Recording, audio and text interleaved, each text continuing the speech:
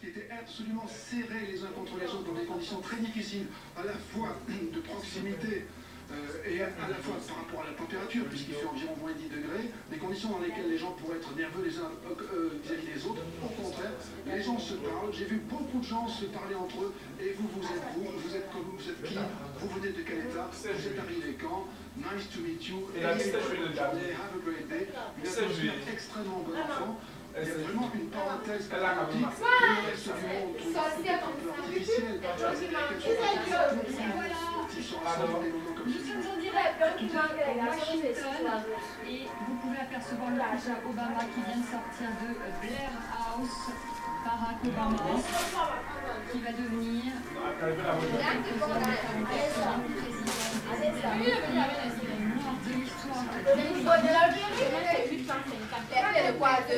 la méthodologie de français,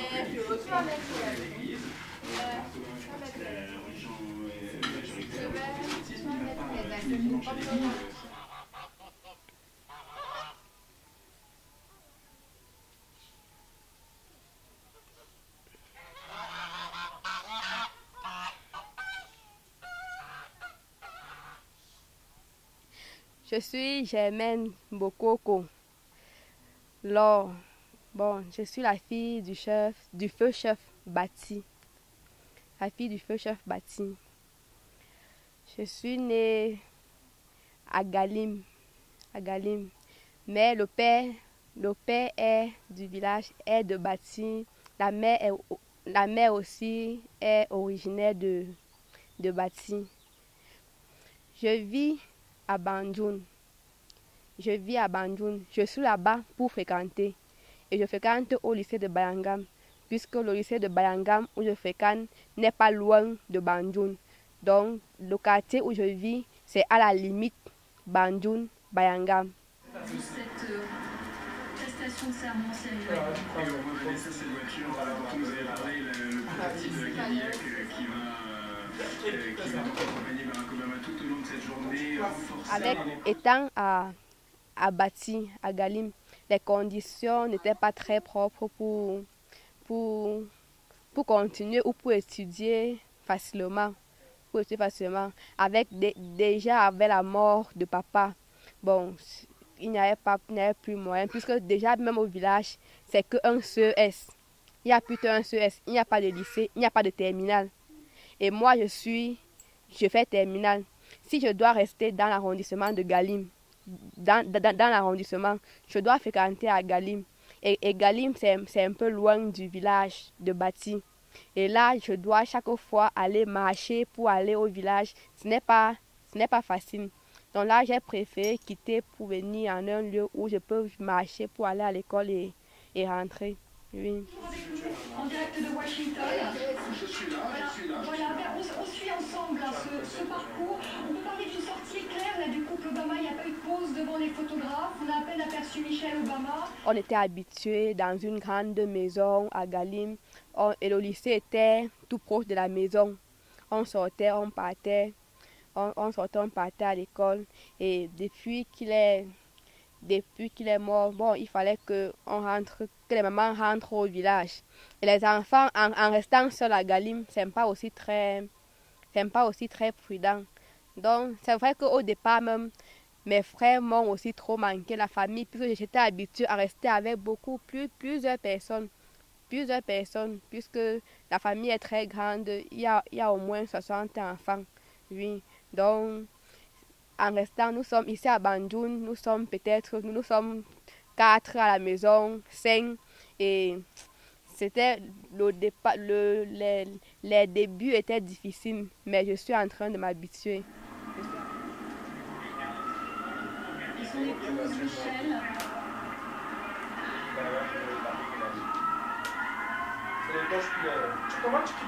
Quand le chef meurt, on choisit l'un de ses fils comme successeur, un garçon, et on envoie et on le prend avec une fille pour l'accompagner au Lakam. Donc celle-là est comme la reine-mère, et elle a le même titre que le chef, Sa Majesté. que le nouveau chef qu'on a pris. Donc on les initie au même, à l'égalité. Oui, et on part ensemble au Lakam. Donc ça veut dire que moi, j'ai le même titre que le chef. Et je suis comme sa conseillère, je suis la reine. Il peut, même s'il a un problème, il peut demander mon avis. Même pour les décisions du village, il peut demander aussi mon avis. Parce qu'ensemble, on nous a pris ensemble. On nous a pris ensemble pour nous envoyer au Lakam. On nous a choisi. Oui, on nous a choisi. On l'a choisi comme chef garçon. Et moi, on m'a pris comme chef fille. Donc je suis la reine. Donc j'ai tous les droits au village, tous les droits qu'un chef peut avoir dans un village. Oui. A priori, je vais prendre 2 minutes. Vous ne verrez pas d'image de cette cérémonie. Évidemment, c'est une cérémonie de recueillement et le couple Obama a besoin dans ce moment-là de tranquillité. Donc vous ne verrez pas d'image, vous n'entendrez rien de ce qui se passe à l'intérieur.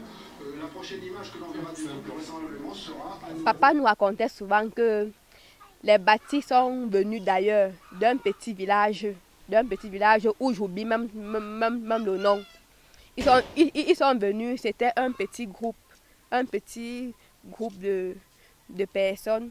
Ils sont venus s'installer à Bati. Et au fur et à mesure, ils se sont... Donc c'était avant comme une famille. Mais après, ils se sont familiarisés. Ils ont essayé de vivre ensemble. Mais jusqu'à un certain moment où les pratiques magiciennes étaient encore devenues très graves, où il y avait trop de magie, il y avait trop de sorciers. Les gens qui donnaient la maladie aux autres, les gens qui donnaient surtout la lèpre. Il y a une maladie qu'on appelle la lèpre. Ça coupe les doigts et les pieds. Oui, c'est cette maladie-là qui à l'époque était très vulgaire, abattie, oui. Les mamans, les papas avec des rancunes, ils lançaient ça sur les enfants de ses voisins et en désordre. Et quand on lançait, on ne connaissait même plus comment faire pour guérir. Entre-temps, il y a eu plusieurs chefs qui sont passés et qui sont morts avant mon grand-père. Et quand mon grand-père est arrivé, le papa à mon père, quand il est arrivé alors au règne, lui, il était un infirmier. Bon, il était trop dérangé de voir comment la population souffrait. Oui, il s'est décidé. Il a essayé de sensibiliser les peuples. Il a beaucoup lutté pour éliminer cette pratique barbare que les gens faisaient. Oui, il a essayé. Donc, il a beaucoup lutté pour un peu limiter les rancunes. Les lèpres que les gens donnaient, qu'on donnait aux gens. Il a beaucoup lutté pour ça. Avant que papa ne vienne même. Papa n'arrive même Donc avant que le grand-père ne meure, cette pratique avait déjà baissé. Cette pratique magicienne avait déjà baissé. Bon, papa est venu, il a encore fini ça. Il a éteint ça totalement. Jusqu'à aujourd'hui, il y a moins de magiciens à Bati. Ils sont vraiment rares. Ils sont très rares. De toute façon, qu'il n'y ait pas de temps mort entre les deux. Vous savez, tout ça est tout à fait prévu par la Constitution des États-Unis. On parlera beaucoup aujourd'hui de cette Constitution, notamment lorsque Barack Obama prononcera cette fameuse phrase. Non, moi je parle Bati, au moins, c'est un village quand même de paix. C'est un village, mine de rien, c'est un village de paix. Parce que Bati n'a jamais eu de conflit avec les villages voisins. C'est vrai que l'arrondissement de Galim comporte 4 villages. Il y a Bati, il y a Bagam, il y a Bamignam et il y a Bamignam et il y a Bamending.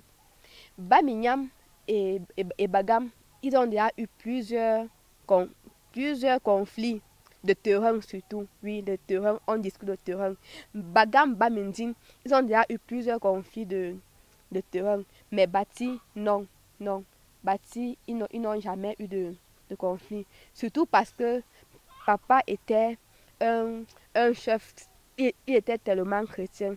Donc il n'aimait pas lui, il n'aimait pas la guerre. Il n'aimait pas la guerre et il n'aimait pas aussi les rancunes. Oui, il n'aimait pas les rancunes. Lui il disait que la terre ne sert à rien. Même si quelqu'un veut prendre une terre, qu'on le laisse prendre, qu'on le laisse prendre. Ce qui fait que c'est ça alors que c'est ce qui a fait à ce que les bâtis restent dans la paix. Parce que même quand on les attaque, eux, ils ne répondent pas. Ils sont calmes. Ils sont calmes, oui. Ces visages d'hommes et de femmes, de noirs et de blancs, qui viennent assister donc à cette cérémonie d'investiture. Une journée aujourd'hui historique, ce mardi 20 janvier 2009, avec l'investiture de Les gens disent que la mort a surpris le père. Lui, il ne s'attendait pas. Il est allé à l'hôpital un jour comme ça là, et la mort l'a pris. Oui. Et selon ce que certaines personnes ont dit, selon ce que certains notables ont dit, ils ont dit que papa n'avait pas fait un testament avant de mourir. Par contre, d'autres ont dit qu'il avait fait un testament et qu'on voulait détourner, et que les notables voulaient détourner pour choisir eux-mêmes une personne, dont la personne qu'ils voulaient, dont la personne que papa n'avait pas souhaité.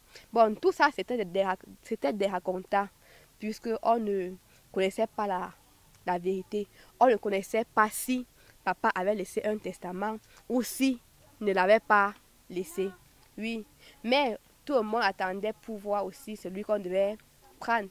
Un mois après la mort de papa, le jour de ses obsèques, le préfet même a dit, à l'heure où on devait choisir le nouveau chef, le préfet a dit que les bâtis ont décidé. Donc, le préfet a dit, les bâtis ont décidé que ce sera Sa Majesté Tué Rodrigue, le nouveau chef du village. Oui, ça c'est ce que le préfet a dit. Donc, il a dit que les bâtis ont décidé. Et quand on dit les bâtis, ça veut dire que les grands notables ont décidé. Tu vois un peu, non? Donc jusqu'aujourd'hui, on sait que le préfet nous a dit que c'était la décision des bâtis, c'était la décision des grands notables bâtis. Oui. Nous ne savons pas si papa a laissé un testament ou s'il ne l'a pas laissé. C'est ce que nous ne savons pas. Quand on a dit que c'était notre frère Mbokoko Rodrigue qui était successeur, chacun s'est dit, il n'y a pas eu de problème. Chacun est resté de son côté. Il n'y a pas eu de problème pour ça. Oui. Il n'y a pas eu de problème.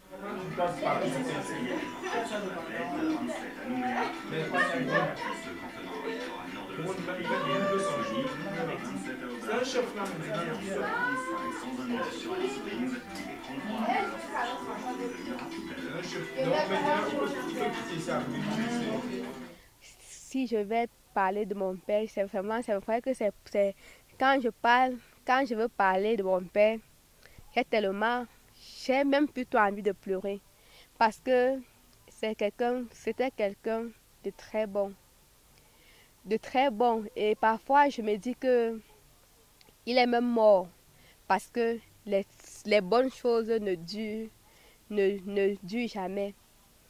Papa était vraiment c'était un chef, mais un chef différent des autres. Pas un chef qui aimait, qui voulait se faire voir. Un chef humble, simple, qui était donc, il n'aimait même même trop de pouvoir, les titres honorifiques. Lui, quand il marchait, il aimait qu'on le prenne comme tous les autres personnages de la rue. D'autant plus que papa était même comme ça là, parce que il avait un cœur de chrétien. Il était tellement chrétien. Et lui, il se donnait tellement à Dieu. Ce qui fait que même quand il est arrivé, même quand il a succédé à son père, quand papa a succédé à son père, qui est mon grand-père, il y avait encore des pratiques, il y avait des notables même, qui faisaient même encore des magies. trop de magie. Mais il a essayé d'abolir cela. Donc, il a essayé d'éteindre ça. Il a essayé d'éteindre ça. Même avant, on parlait beaucoup de totem. Le totem. Quand quelqu'un, tu es à la maison et tu es encore au champ. Les notables donnaient trop ça aux gens. Mais papa, quand il a succédé, il a refusé. Il a dit non. Ça, ce n'est pas juste. Ça sont les pratiques qu'on doit abandonner. Prendre les choses aussi simplement. Et papa aussi, lui, il n'avait pas... C'est quelqu'un qui ne voulait, donc qui n'aimait pas déranger la population. Lui, il était bâti, mais il ne demandait jamais rien au bâti. Quand il reste à la chefferie, quand quelqu'un vient même pour faire même un funérail, parce que normalement, dans les droits, dans les normes, pour qu'on fasse un funérail à bâti, le funérail d'un notable, on doit d'abord donner des choses à la chefferie avant d'aller faire le funérail. Mais papa, lui, il était tellement simple que même quand la famille venait et disait que non, nous on a rien, lui il les prenait aussi trop simplement. Oui. Ma tante s'appelle Janine. Mais quand on aime son nom, on aime Janine. Sur moi, ma mère aussi. Non. Oui, heureusement, ça avait le savoir des vieilles blanches. Françaises. Moi non, ça avait le savoir des françaises. Vous voyez cette première image du couple présidentiel qui a quitté il y a quelques minutes Blair House, leur résidence. Et il accueillait tout le monde à n'importe quelle heure. Quand il dormait même, Alexandre, même à 6 heures, quand il dormait, quand quelqu'un arrivait à la chefferie à 5 heures avec un problème, il se réveillait du lit pour venir résoudre d'abord le problème de cette personne-là. Donc lui, il était tellement humble, il n'avait pas lui de problème. Il ne se disait pas que non, il ne se faisait pas attendre. Parce qu'aujourd'hui, là, les chefs sont des gens qu'on a toujours peur d'eux. Ils se font toujours attendre. Mais lui, il n'était pas comme ça là. Lui, il aimait quand même donner vraiment, se montrer aussi comme tous les autres hommes. Oui, si tu as un problème, tu viens le voir, vous allez causer normalement, comme si vous étiez deux amis. C'est comme ça que lui, il était. Et ce qui m'a aussi trop plu sur mon père, c'est que bien que le père avait plusieurs femmes, le père avec 12 femmes et avec 3 veuves de son père, ça faisait 15 femmes. Les enfants, nous sommes autour de 75 enfants. Mais toute sa richesse, le père, c'est il nous disait toujours que moi, je ne suis pas, je pouvais être le plus riche de l'arrondissement de Galim. Acheter même 20 voitures. Mais ma richesse, c'est pour mes enfants. Lui, il s'occupait de ses enfants. Il avait 75 enfants, mais ses enfants, tout le monde allait à l'école. Ceux qui étaient à l'université, il les louait des chambres. Il les louait des chambres à l'université. Il les amenait il les apportait la nourriture chaque fois.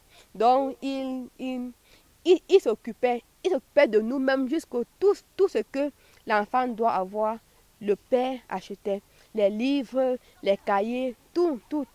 Et tout ceci-là, c'est pas facile de voir ça aujourd'hui dans certaines chefferies de l'Ouest.